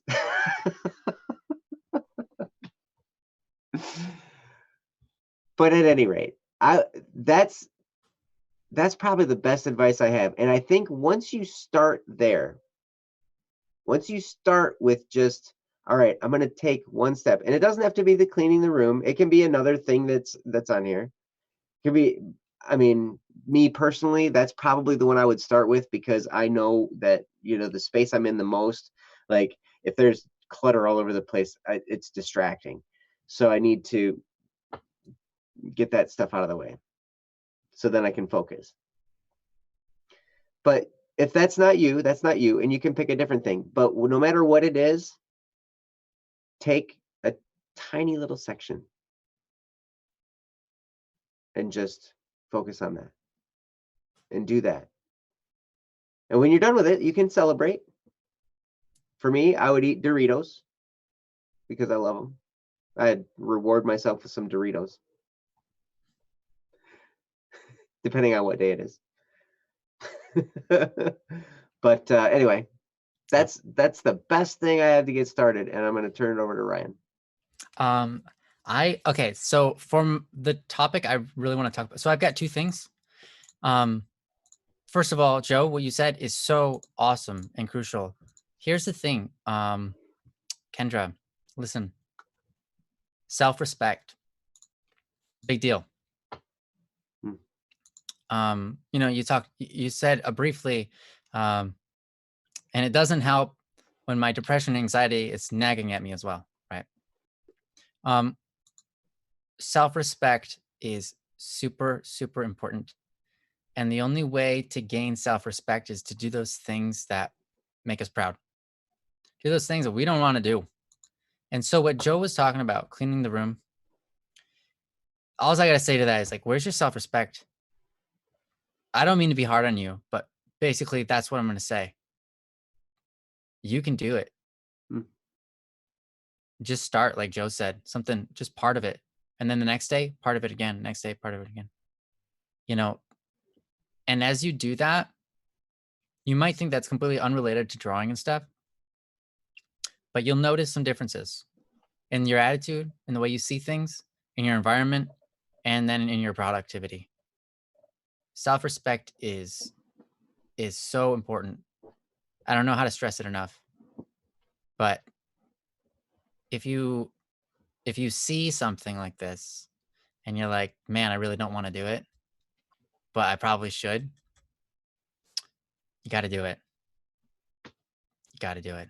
Otherwise it will hold you up, and then it will pin you down, and then it'll eat at you alive.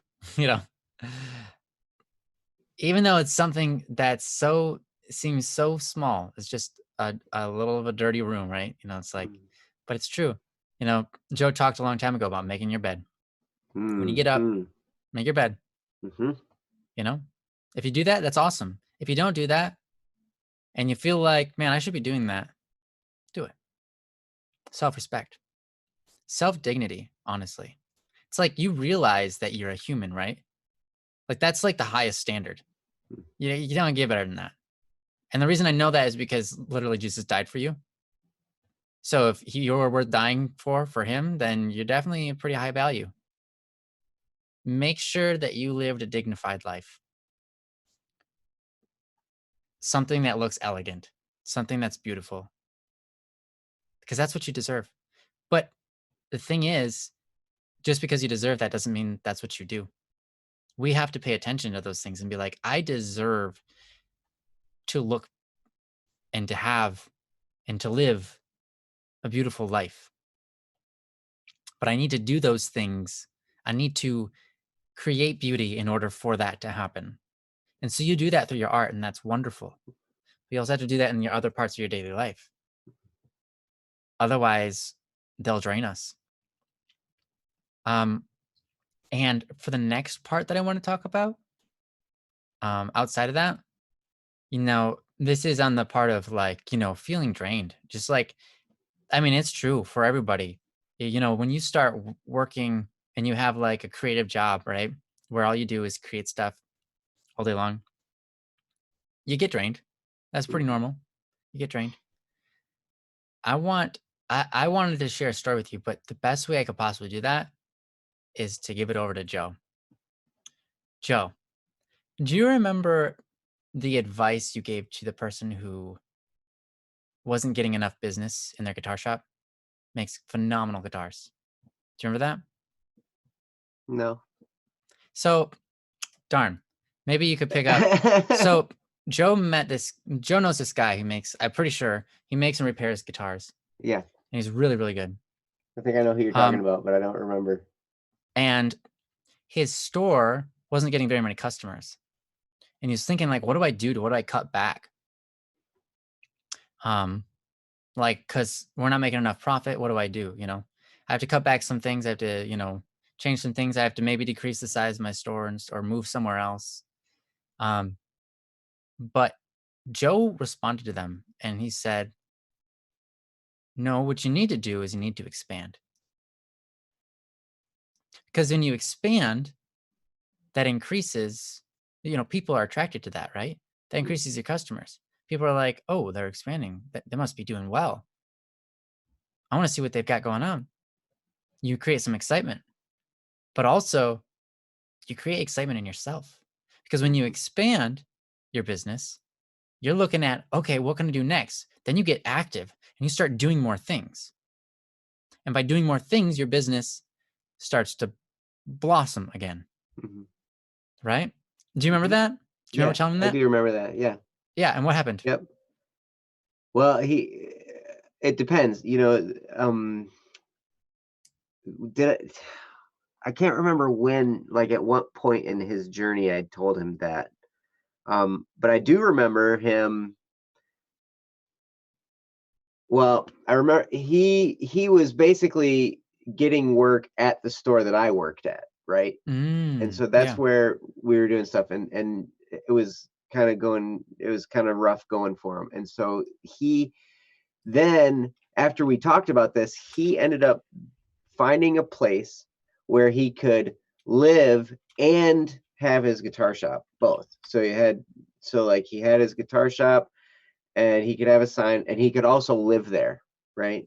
Mm-hmm. So he had a little apartment like kind of connected to it, right? Sure. And I remember being there late nights, before he did that, he was in construction, so he could do all the work himself and like setting everything up. Oh yeah. And everything, right? And he hit another wall once that happened, right? And he took that same advice, but he took it in a different direction, and he brought in guitar teachers to teach lessons at his shop. So then what that did was that brought more traffic. It brought guitar students through his shop, which then increased, like my guitar, something's wrong with it. And so then he'd be able to fix it for him. And, that's more business, right? And from there, it's interesting because I just spoke with him not too long ago. Oh, really? This was up in Traverse City, Michigan, where this was all happening. And he no longer lives there anymore. He moved to Nashville. Really? That's awesome. Yes. So, because there's guitarists all over the place in Nashville. Yeah. Oh, yeah. Right. So get this. So he took this idea of expansion, right? And he's like, okay, not getting enough. It's just not doing. I mean, I'm doing okay, but it's just not where I want to be. So ultimate expansion, I think he went to a place where there were just guitarists all over the place. right? He didn't really have much to go on down there. Oh, he didn't have leads or anything either. Nope. But you know what? He was in the environment. And I was like, what are your skills? And the way he always would drum up business was up in Traverse City, it's a tourist town, so there's all kinds of music going on all the time in bars and clubs and everything. He's like, man, the best part of my job is I go and I listen to bands play. I go to bars and I listen to bands play and I have a couple drinks and then I just talk to the guitarists. And I ask them, what kind of guitar you play? Oh man, how do you like it? And inevitably what that does is it leads to a conversation about what's going wrong with their guitar so then he can fix it, right? So you know what he did? He did the same thing in Nashville. He didn't even have a shop. But he started doing the same thing in Nashville. And they kind of got together. He kind of made a little makeshift shop and whatever. And then before I knew it, like I don't even know what all happened between that and this, but then he started touring. Really? Yeah. Like all of a sudden he's all over the world with he's international guitar technician. Like he's on tour with he was on tour with like Kenny Rogers. With the Oak Ridge Boys. I mean, these guys, like some of you guys probably don't realize who these guys are, but they're big national acts that have been established for years and years and years and years and years. And they do world tours. And yeah, he's been on tour with all these guys. And he's backstage fixing their guitars for them. That's so cool. Like while they're on stage playing, he's fixing up their guitar for the next song, whatever. I mean, it's. Kendra says she loves Kenny Rogers. Yep, he's been on tour with him, fixing guitars, backstage. He'll send me selfies once in a while. He'll be like, he's like, here I am backstage at the whatever Robbie Robinson and the Family Band, whatever, and oh yeah, and we're going on Letterman later. That's awesome. Like it's. Like that, it was amazing to see what happened. And now he's not on tour right now. He's in Nashville and he's starting to do custom guitars that are probably gonna be somewhere around $15,000 a piece. Yeah, custom guitars can get up there. Oh, they're really expensive, but they're really cool. Yep. And he's the guy's an artist. Yeah. And he always his thing that he would talk about, he's like, my art is creating. Like I create pieces of art that then other artists can use in their art. Like that's his whole mental frame of what he does. That's so cool.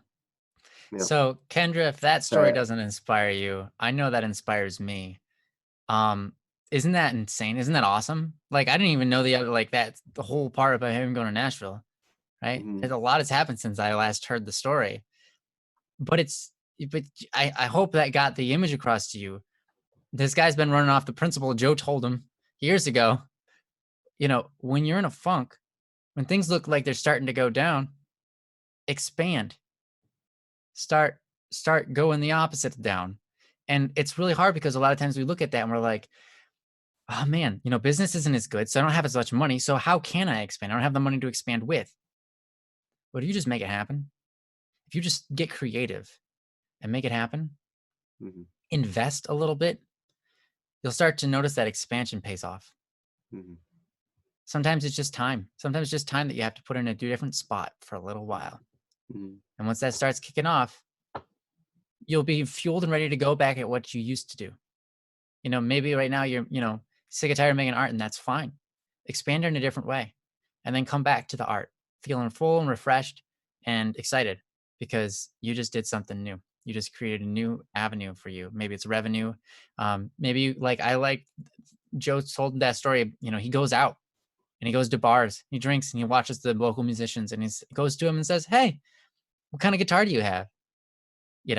Perfect opener line. Oh, they're going to want to talk about that. People love their instruments, and then from there, he was like, okay, nice. That's awesome. I'm actually a guitar repairman. So, do you have any, if you have any guitars or if yours breaks, give me a call. Like this is what I do for a living, and I'm the best. Hmm. I'm the best in this town. I'll prove it to you. So He is. yep. He's the best. He's the best in a lot of towns. Like the Yeah. guy.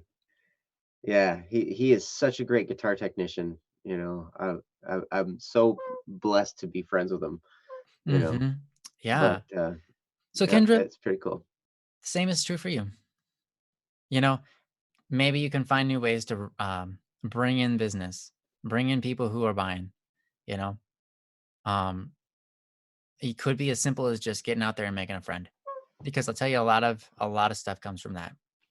Just getting Hmm. out there, talking with people. Now, maybe you're shy, maybe you're afraid to do that, but it's an idea. You know, there's plenty of ways to expand. Joe gave like multiple different possibilities within his one story that he just told. And I'm sure there are endless possibilities for you as well. So with that, I'm going to have to call that good. I don't really have anything else to say. Thank you so much for I indulging wanted, me in telling that story, Joe. That was awesome. yeah, I want to put out a I want I wanted to put out one thing Ryan touched on was making the bed. I can't tell you how much of a difference that made for me when I just started making my bed in the morning. That was just one little tiny step. And Ryan was talking about self-respect. You know, it's little things that might seem unrelated, but that's what, for me, making my bed and then regularly exercising. Mhm. Those two things helped me skyrocket in self-respect, Which which turns into self-esteem, and yes, and then esteem has steam in it, so you have the steam to move forward. exactly, yes, it's right. Sorry. Anyways. Well, and what that does though is then it helps you look at a situation a lot more clearly, like you can conquer it now. Um, Yeah, oh, that's so true. sheets being washed, so I sleep on a couch. Hey, well, there will come a point in time when you can do it. And I just want to put out there, you guys can argue with me. I don't know how many of you guys make your bed, but the best way to make your bed is while you're lying in it. What you do is you pull the covers up over you. And then what I do is I make it look all nice. I kind of fold it down a little bit, you know, like that. So, but I'm lying in my bed and it's all just fold up there. And then I fold it down and then I make my bed while I'm sitting in it. Nice. And then I just take one little corner of the covers and I let myself out that one little corner and then I put them back down and it's all made. It's way better than walking around my bed 3 times to line everything up. Yeah. He teleports out. Jono or Jono, I mean. Yeah, that's what he does. I tell you, the best way to Yes. do it is to just snap your finger and have it done. Because Yeah, magic. that'd be the best thing if you were Hermione Granger or something. You know, you could just be like, "Beep," Yeah. then yeah. Yeah, you can just be like Wingardium Leviosa. Yep. But Kendra, I tell you, I understand the feeling of overwhelm, and those little steps can make a huge difference. Mm-hmm. Absolutely. Absolutely. Self-respect, seriously, makes you feel more confident in yourself and makes you feel more capable of doing anything.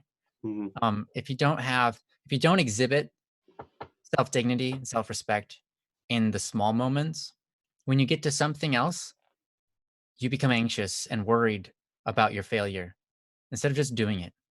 Because once you realize it doesn't matter, you can do it. Like you're eventually just going to do it, regardless of how much time it takes. I just had to start. I don't know. There's something about this. It's just self-respect really goes a long way. Mhm. So yeah, Yep. clean the room. Start doing that. And like Joe said, chunk it up. Um, that's a Chunk good way it. to do it. Just chunk it. You know, I did that recently. I chunked it up. I have my kitchen, which is a temporary kitchen because my current kitchen is being completely removed. And so right now I have a kitchen in the basement, and it is not a kitchen down there. So I had all this stuff everywhere because, well, I moved it from upstairs to downstairs, so there's stuff everywhere. And I just had it laid out, and I've been using it. I had been using it all just in random locations laid out in the open for like a couple of weeks, and I'm like, man, I need to take care of this. So I chunked it up. I did a little bit one day, did a little bit the next day, and before I knew it, I was like, actually, it's already done. That didn't take Yeah, long at all. yeah. Oh, that's easy. It's amazing. It's amazing when you do it one little step at a time, how easy it Hmm. becomes. And but the key thing, the thing I think is key, at least for me, is to stop when I say I'm going to stop. Mm. And it's either way. Like there's two ways to do it. I either set an amount of things that I'm going to do and I stop at that point, or I set an amount of time and I set a Mm. timer and I'm going to stop at the end of the timer. So either way works for me, and it might work for you too. It's something to try, you know, but either way, when I force myself to stop, then a couple things happen. One, I start to trust myself that I'm going to do what I say I'm going to do, because I'm like, I'm going to work until here and then I'm going to stop for now. Right? Now I might come back later, but I'm going to stop for now. And what that does is that helps another area of self-respect, because now I'm doing what I said I was going to do. If I've tried and I'm like, okay, I'm just going to I'm going to do this section, and if I feel like it, I'm going to move on. No, that doesn't work for me, because then what I'm doing is I'm not doing what I said I was going to do. I'm not stopping, at least taking a break, right? Hmm. So Yeah, I it would really is encourage you. about doing what you said you're gonna do and doing it, Mhm. and Right, just as you, exactly. yeah. Because that's the thing that inside you is going to make the difference. When you're like, I did it and then I stopped. And I might take a 10-minute break and come back, but at least I stopped, and then I can move on to the next chunk. So anyway, Awesome. Kendra, you're amazing. I Hmm. cannot wait. I'm so glad you posted more stuff on the site. I'm looking forward to looking through it and experiencing it. So Yeah.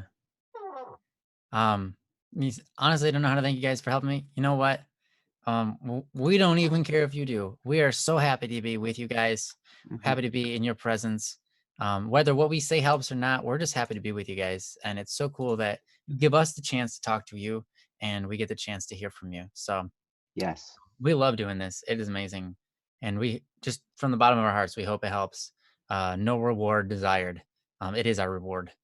Um, to just be able to have an influence in the world is so cool, you know? Yeah. Um, To get to hang out with you guys. yeah. Honestly, that's why we started doing all these shows. There were a couple things.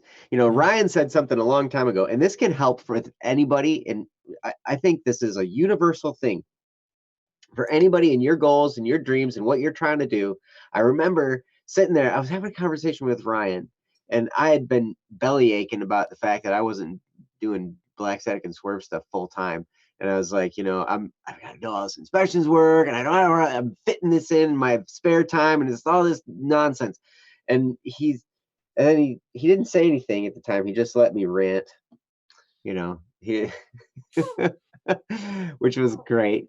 But at a conference call, he said, if you guys want to do BSS full time, just start doing BSS full time.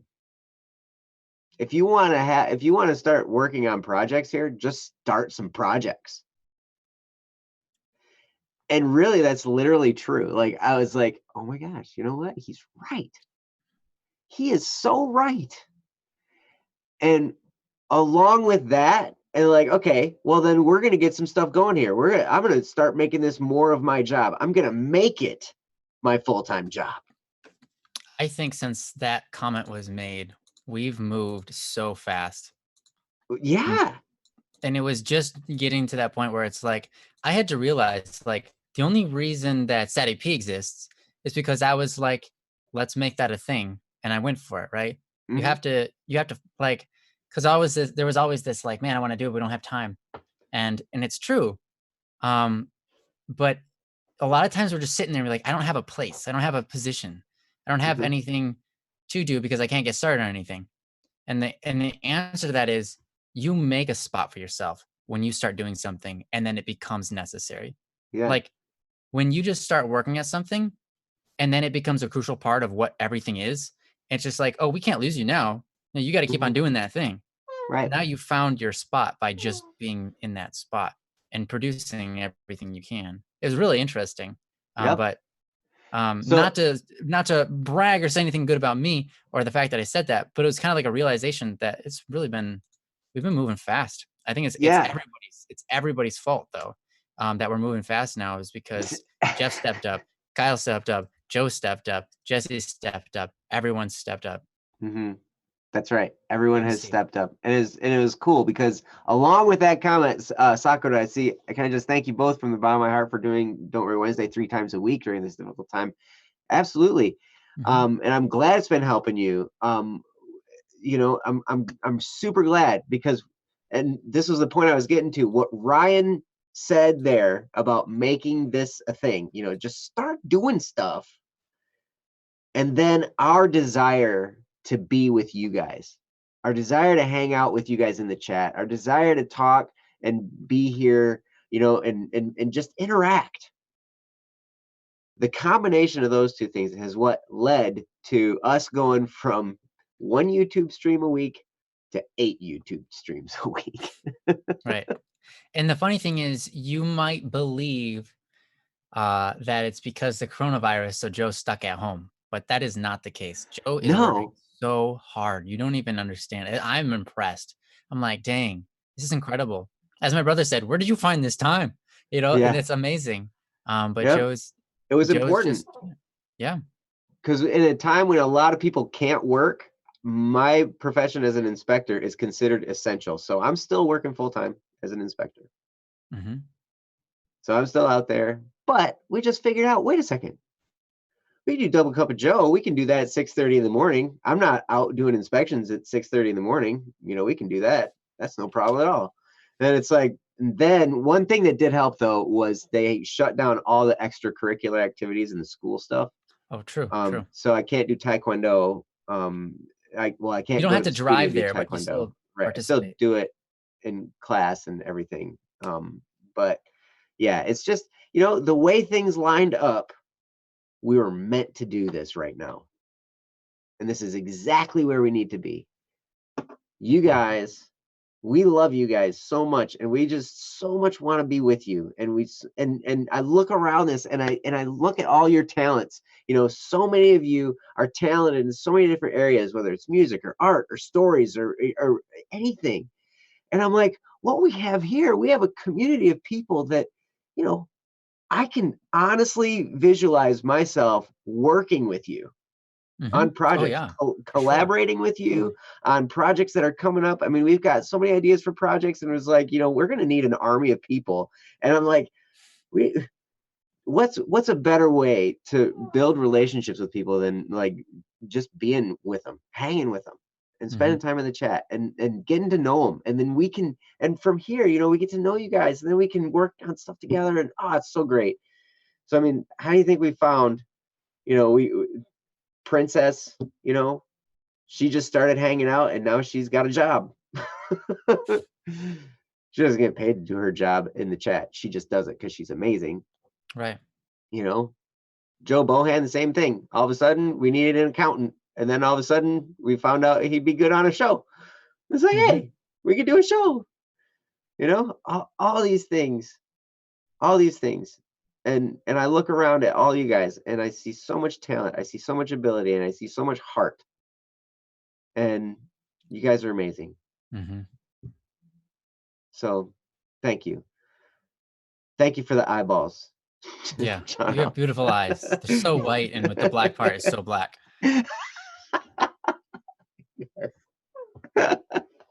You're So welcome. anyway, That's my compliment. yeah, Take it or leave it. Yeah, awesome. Thank you, little miss. You're beautiful. You're all so great. Thank you for letting us spend this time with you. Thank you for being here and investing in us, the time that you have. We hope to see you all on Monday. And if you want, actually, you could see us sooner if you go to the Twitch stream.